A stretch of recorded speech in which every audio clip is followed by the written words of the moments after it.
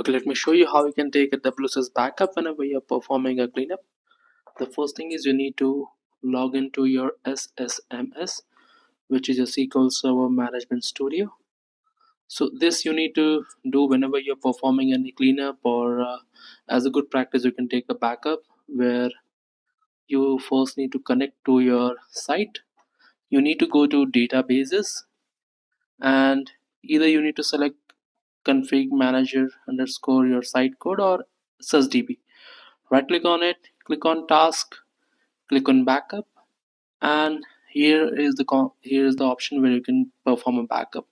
Make sure the backup type is full, and below is the location, the default location where your SCCM is, your SQL is going to save your backup.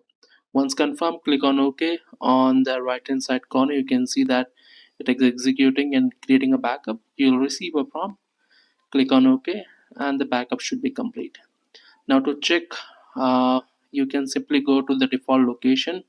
In my scenario it is just C program, program files, SQL Server, my SQL Server backup folder, and I can see that the backup has been created for my WSUS.